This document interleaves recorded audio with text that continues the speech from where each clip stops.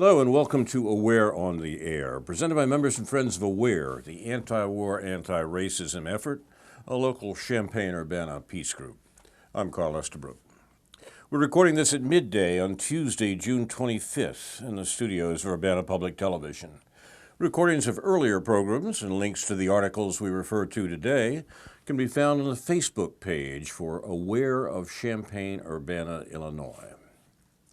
Comments on this program are welcome. Email us at cgestabrook@gmail.com.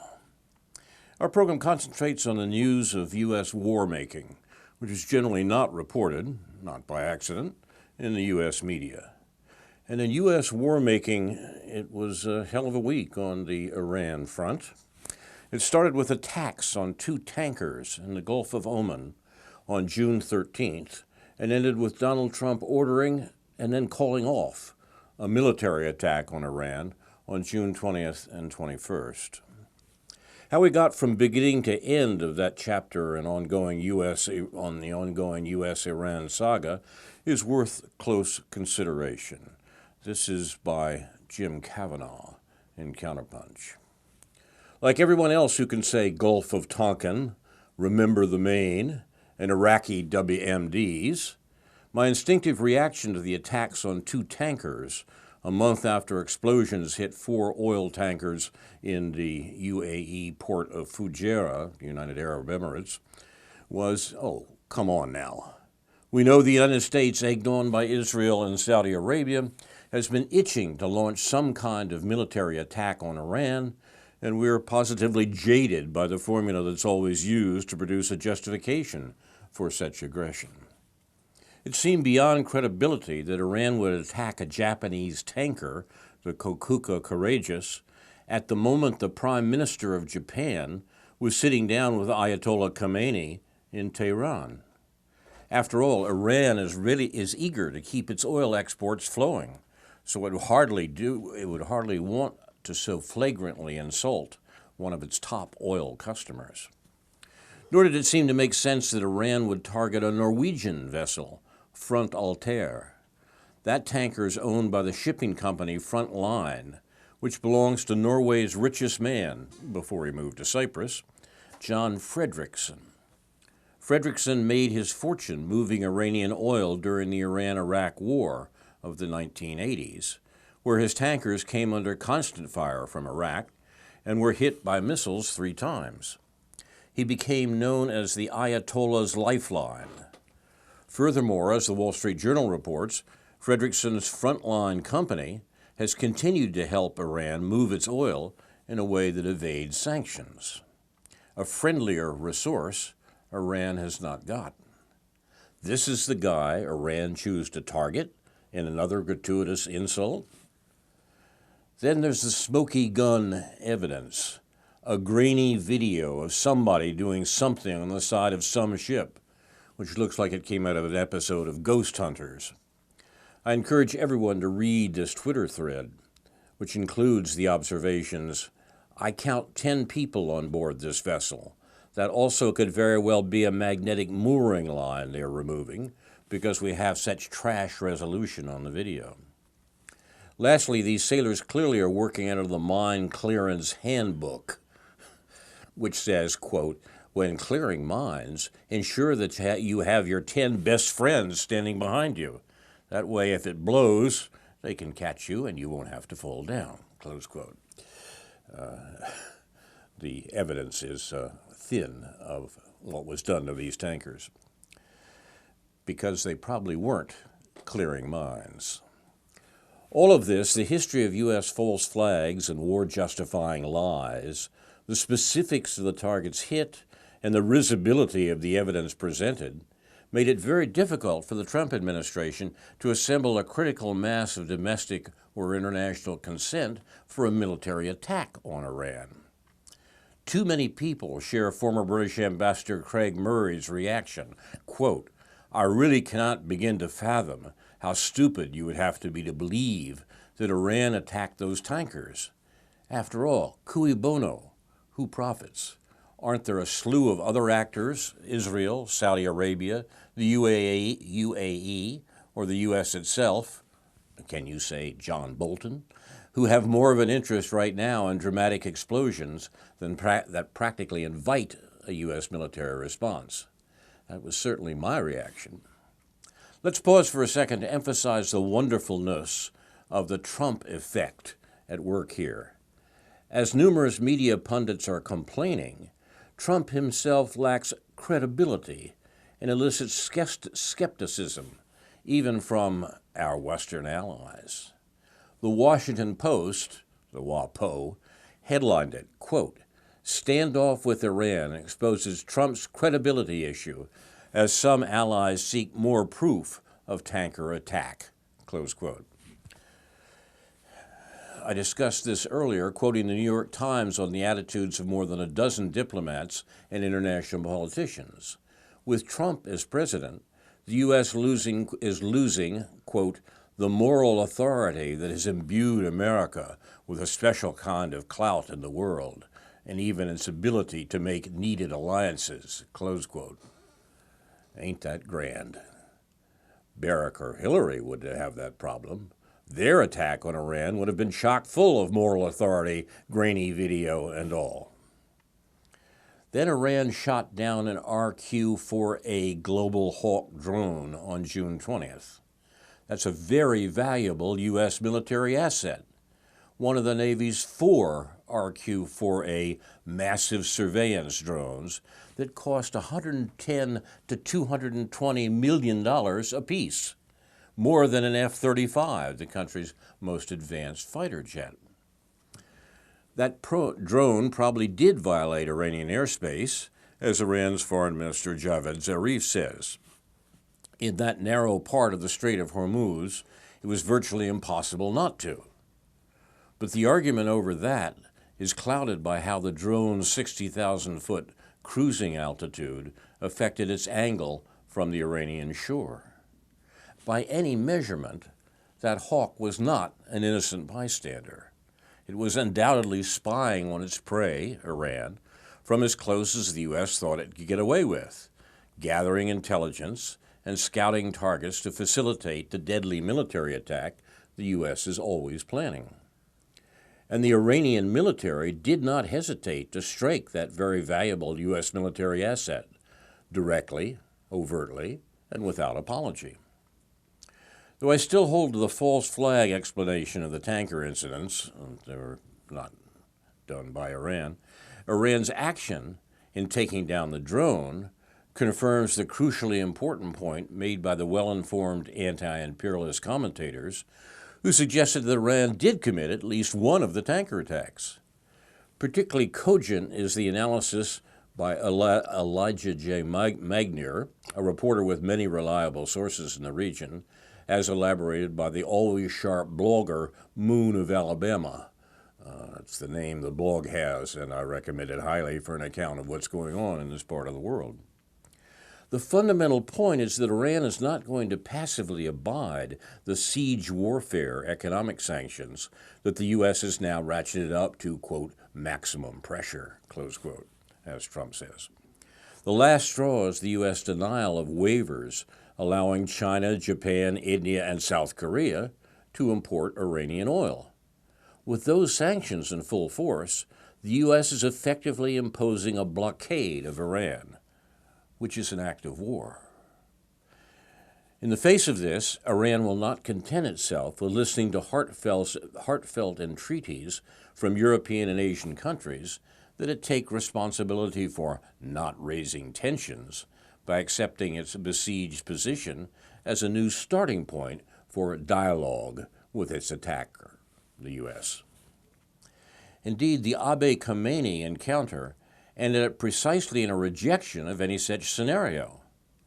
Contrary to Craig Murray's assumption that the Japanese Prime Minister Abe Shinzo was in Tehran for U.S. disapproved talks, he was in fact there carrying a message from Trump, who was offering to, quote, suspend all sanctions only during the negotiations. Khamenei summarily refused, telling Abe that Trump was not worthy to exchange a message with, and dismissing Abe as the errand boy he was. That does put another light on the attack on a Japanese tanker. As Magnier emphasizes, Iran has made its position clear. If Iran can't export oil through the Persian Gulf, no one in the Middle East will be able to do this. Oil will stop being delivered to the world if Iran can't export its 2 million barrels per day. Even if its ostensible European and Asian friends capitulate to them, as they are doing, despite their professions of solidarity, Iran is not going to discuss or negotiate or live under crippling sanctions imposed by the U.S. It is going to act against them. It's done seeking relief from its completely untrustworthy besieger through infinitely regressive talks. It's determined not to talk about the siege, but to break it.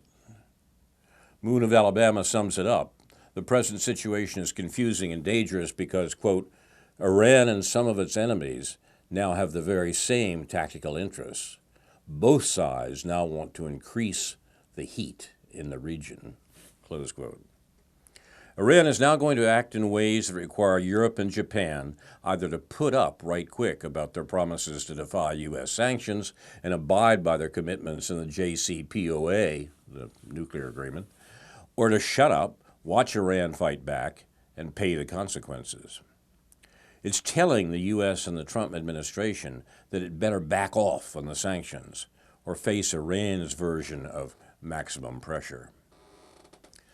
The ambiguity about whether or not Iran was responsible for either of the tanker attacks demonstrates that Iran is in a position where it could stage a series of plausibly deniable incidents, taking advantage of the justifiable suspicions about U.S. patterns of behavior to turn the U.S. own historical action and present Bolton-esque war whoops against themselves to create what are essentially false flags. False flags.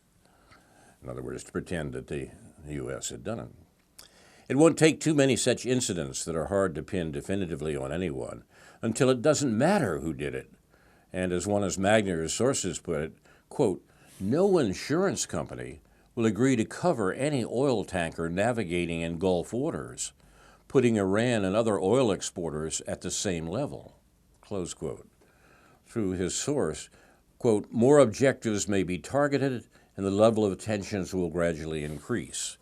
If Iran is in pain, the rest of the world will suffer equally, close quote. The Chief of Staff of the Iranian Armed Forces assures us that if the Islamic Republic of Iran were determined to prevent export of oil from the Persian Gulf, that determination would be realized in full and announced in public, in view of the power of the country and its armed forces, close quote. That's what Iran itself says. Maybe so, but as Pepe Escobar points out, the key point is it doesn't matter how the Strait of Hormuz is blocked. It could be a false flag, or it could be because the Iranian government feels it's going to be attacked and then sinks a cargo ship or two. What matters is the final result. Any blocking of the energy flow will lead the price of oil to reach $200 a barrel, $500, or even according to some Goldman Sachs projections, $1,000, 10 times what it is, what it's been historically. This figure, times 100 million barrels of oil produced per day, leads us to 45% of the $80 trillion global GDP. It's self-evident the world economy would collapse based on just that alone. The certainty, indeed the proud acknowledgement, that Iran did shoot down one of the U.S.'s best military assets that strayed in or too close to its airspace demonstrates that Iran is also going to respond militarily and unequivocally to any hostile military activity directed against it, including any violation of its air, sea, and land borders. Of course, one hopes Iran will be cautious with any such decision, as the head of the Revolutionary Guard's Aerospace Division claims it has been here. Quote, with the U.S. drone in the region, there was also an American P-8 plane with 35 people on board. This plane also entered our airspace, and we could have shot it down, but we did not. That's the head of the Revolutionary Guards, the military wing of the Iranian government. Though it's news from Mars, or maybe even from Neptune, for most Americans, and I've not heard a single word about it in days of U.S. media coverage about the innocent, stricken drone, Iran does not forget that the U.S. Navy once shot down an Iran Air civilian airliner in Iranian airspace, killing 290 people, including 66 children.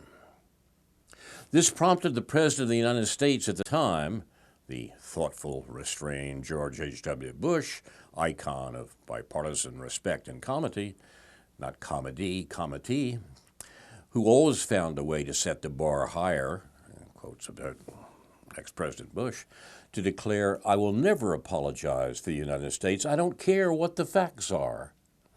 Candor from an American president.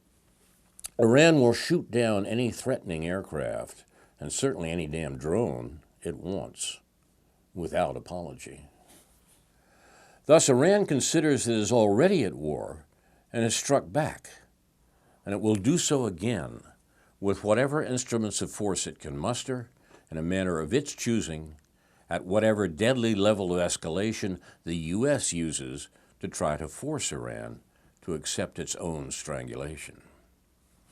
Fortunately, all the incidents so far have been without loss of life or immense damage, but any U.S. attack on Iran, whether it's the tactical assault or limited to a specific target that the Jerusalem Post described as imminent, or whether it's the widespread strategic assault aimed at destroying large parts of Iran's infrastructure, sinking its navy, and bringing about the official end of Iran, that's been threatened by various U.S. politicians, those are Trump's phrases, it will result in calamitous death and destruction, and Iran will respond in kind.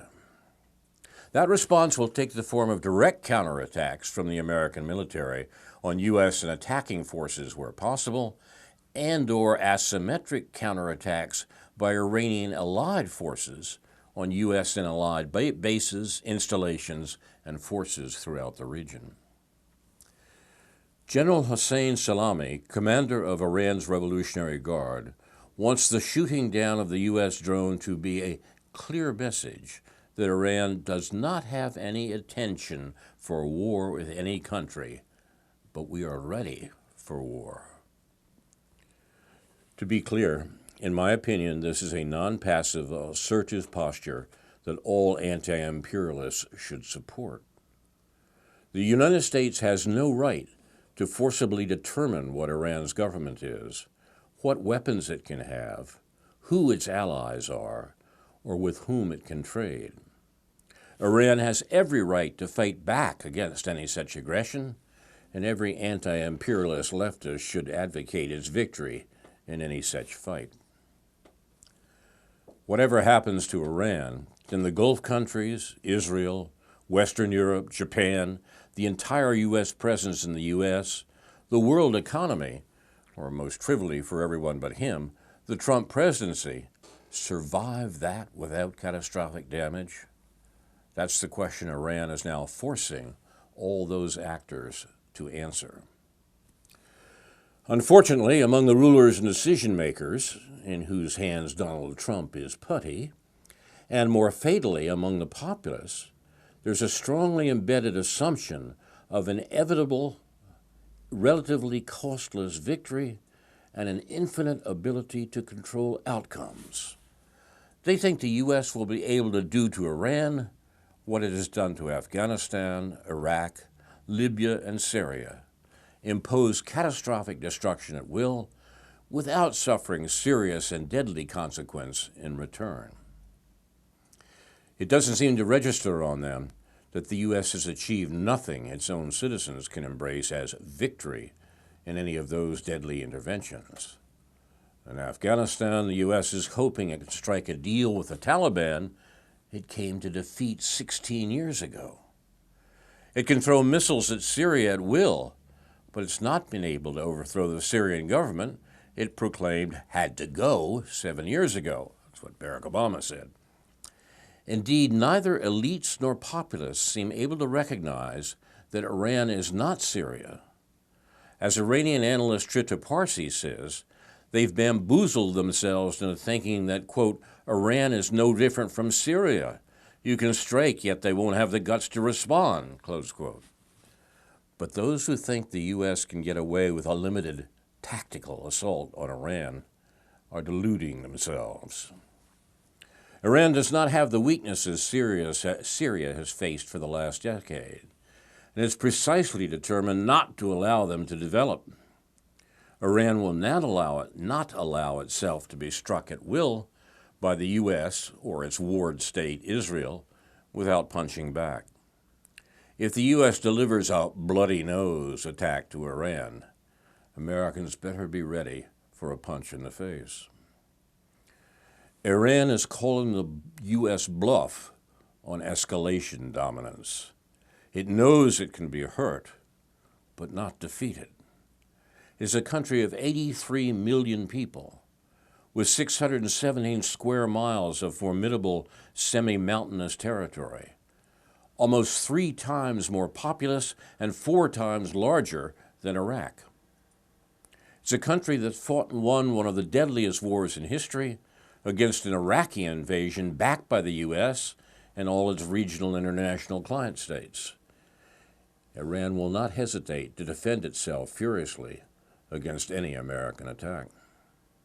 The Saker, the military analyst whose column I quite recommend, gives a reasonable evaluation of Iran's military strengths and vulnerabilities. But even a warmongering neocon like Max Boot, the American commentator, recognizes that it would take, quote, more than 1.6 million troops to invade Iran, and that even sticking simply to airstrikes would not be an antiseptic push-button exercise. Iran could employ a combination of anti-ship cruise missiles, drones, submarines, small boats, and mines to swarm U.S. naval ships in the confined waters of the Persian Gulf.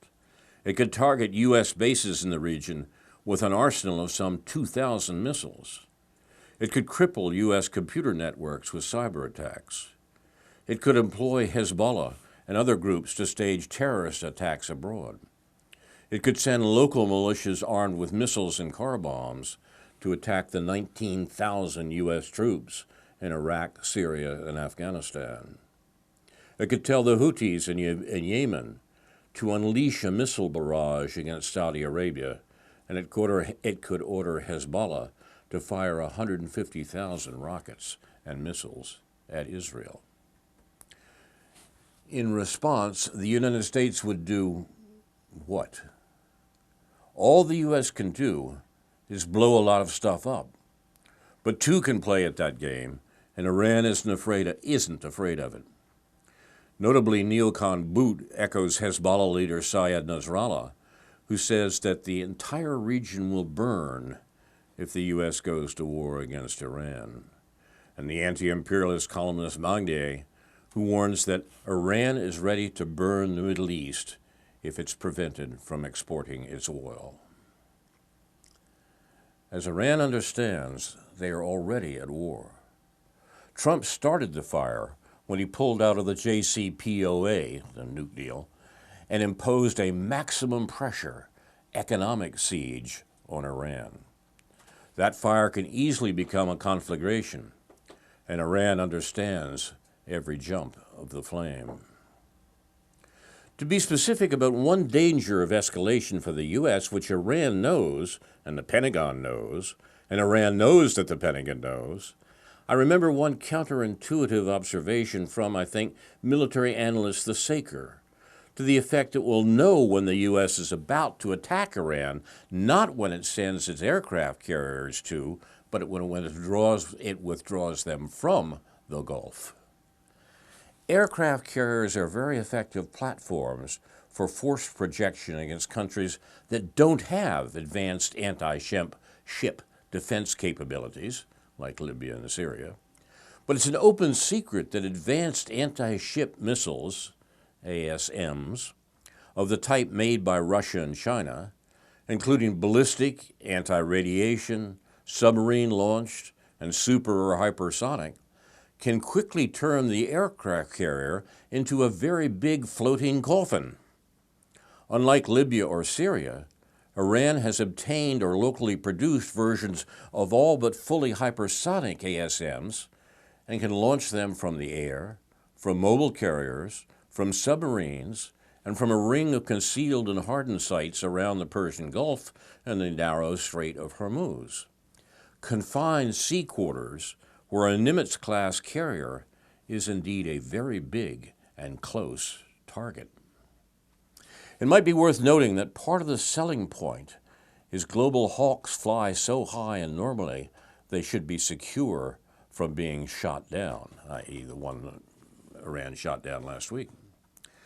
That's why we should not cavalierly dismiss the head of Iran's Revolutionary Guards Air Force when he says, quote, "An aircraft carrier was a serious threat for us, Iran, in the past, but now it's a target and the threats have switched to opportunities," close quote.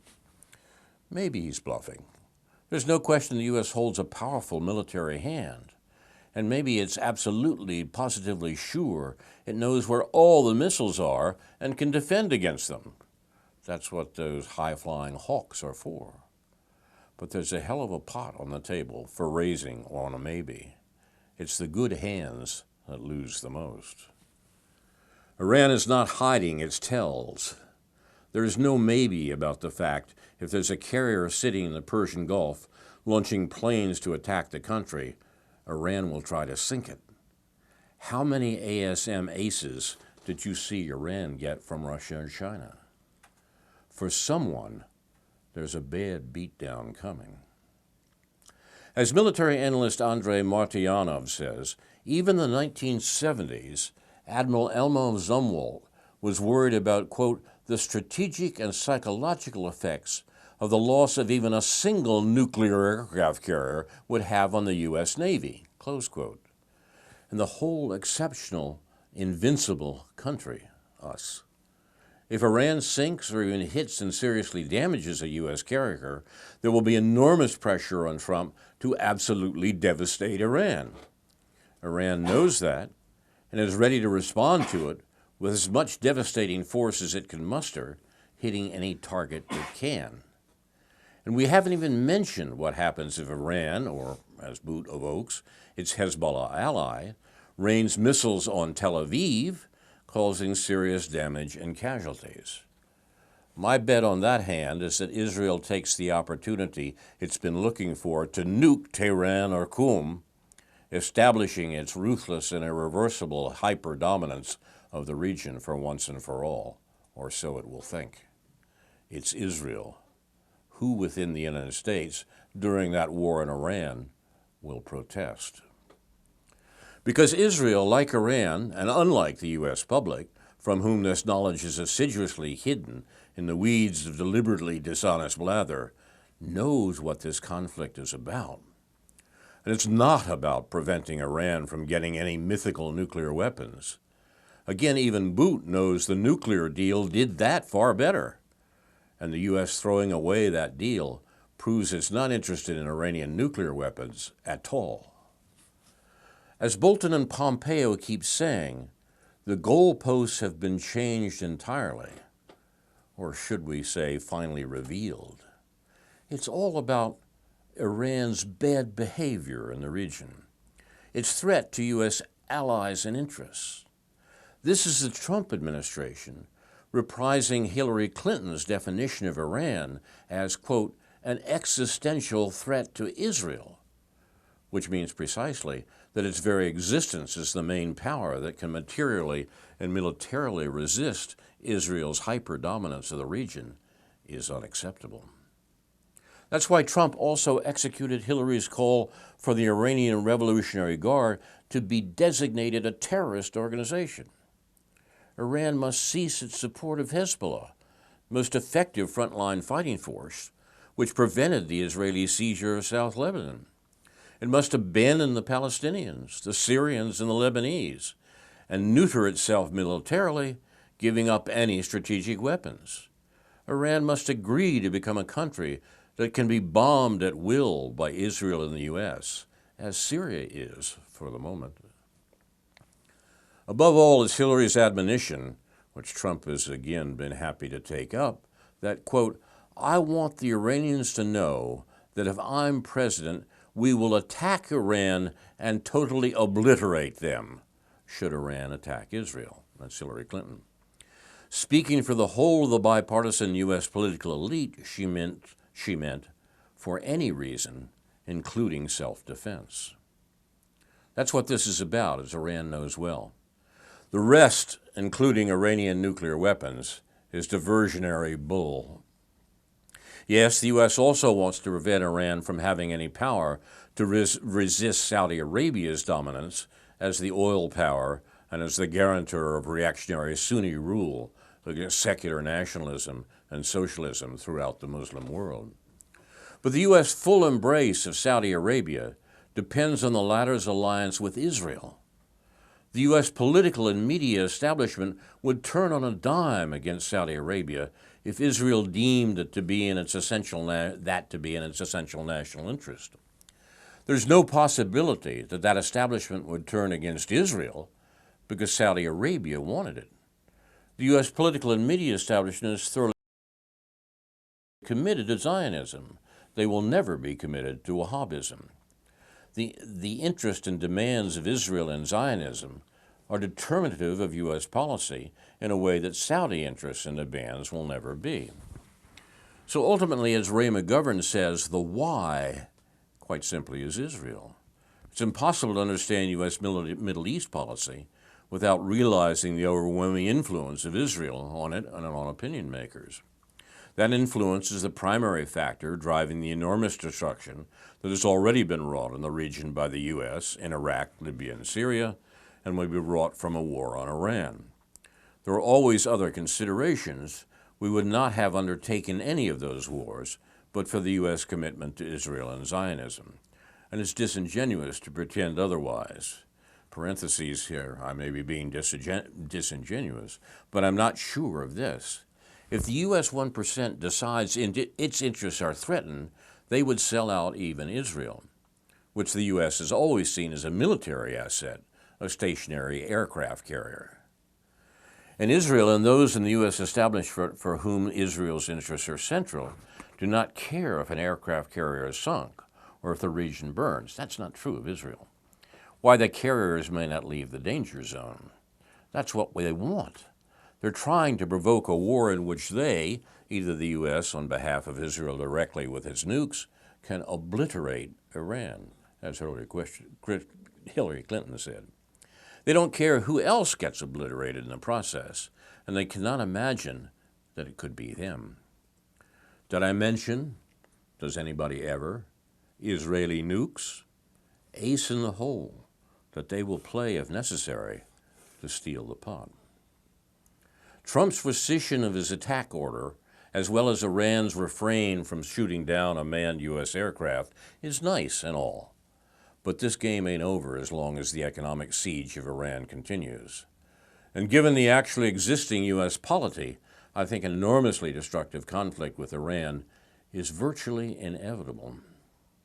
What might stop the insanity is if key allies have the backbone to tell the U.S. president that, as Putin did, any war with Iran will be a catastrophe for everyone and that they will not only not go along with it, but explicitly denounce it. What would help them most to deter the calamity is if more Americans understand, along with Iran and Israel, what the object of the game really is and make clear they don't want to play it. That requires that enough Americans, among the populace and the decision makers, especially the military decision makers, drop the ideology of invincibility and exceptionalism and warn of the real dangers and just say no. That may be happening. This unprecedented episode where the president orders a military attack and then publicly calls it off at the last minute may indicate that there's some serious rethinking going on. The WAPO, Washington Post, tells us that, quote, the decision has divided his top advisors, with senior Pentagon officials opposing the decision to strike and National Security Advisor John Bolton strongly supporting it, close quote. Which is more plausible, that Trump was absolutely certain the U.S. of A. could obliterate Iran and only called off the strike because he was repelled by the idea of killing 150 people? Or that someone among those foreign or domestic influencers who had actual dispassionate knowledge of the forces arrayed and who did care about watery graves and burning cities and oil fields had the courage to say, quote, do this and we are screwed, close quote. Either Trump is an extraordinarily reasonable and compassionate commander-in-chief, or he blinked. I'm good with either. And I just got to say, we're talking can't think of another level of extraordinary. Definitely not Barack or Hillary. But what does Iran think? Or the U.S. deep state with its thoroughgoing commitments? This time someone, either a wise counselor or his inner grasshopper, told Trump not to raise. But the real smart move is to call off the game. And that's not going to happen. Let's see the next card. That's from the editor of The Polemicist, Jim Kavanaugh. I'll put a link on the Facebook page for Aware on the Air. You've been watching Aware on the Air, presented by members and friends of Aware, the anti-war, anti-racism effort of Champaign-Urbana, a local peace group, recorded in the studios of Urbana Public Television on June 25th in the 26th week of 2019. Another week in which the U.S. is continuing to bomb 8 countries and to threaten war against China, Russia, Venezuela, and Iran. Our remit is to comment on the war news that the American media, owned by the U.S. 1%, puts aside and ignores, not by accident. We'll conclude tonight with 2 videos of other U.S. wars, the war on drugs and the war on the free press. First, Dr. Gabor Mate describes the war on drugs as a war on human beings, connections between economic problems for the 99% and drug addiction, what addiction is, and putting harm into perspective. And second, what's more harmful to democracy? Undemocratically eliminating candidates from a chance of elective office, as was done to Bernie Sanders, or revealing to the public that this occurred. The same could be said of the war logs Assange is being indicted for. What's worse for democracy? The U.S. committing these war crimes, or publishing irrefutable evidence of the fact that the U.S. committed these war crimes? The ex-minister of the Interior of Iceland then, we'll have an interview with the ex-minister of the Interior of Iceland, Agmundur Johannsson, on how he kicked out a team of FBI investigators from Iceland who were trying to frame WikiLeaks founder Julian Assange. Aware on the Air is produced and directed by Jason Liggett and Crofton Coleman with Andrew Scholarly, thanks to whom also this program and others like it will be available on YouTube and archive.org. Comments on this program are welcome. Email us at cgestabrook@gmail.com. We rely on our researcher, Jeff Nicholson, whose blog, Digital Citizen, we recommend highly. We steal from it regularly. There's a link to it on our Facebook page. Finally, Aware honors those who reveal the crimes of the U.S. government, which the rest of the world knows about, but Americans don't. Assange, Manning, Snowden, and others, who are truth-tellers persecuted by the U.S. government, and particularly, by the way, by our liberal Democratic Senator Durbin, a shill for the Russiagate propaganda and unconstitutional attacks on the free press, notably in the case of WikiLeaks. Now, this is Carl Estabrook for the members and friends of Aware, the anti-war, anti-racism effort of Champaign-Urbana, saying in the words of the late newsman Edward R. Murrow, good night and good luck.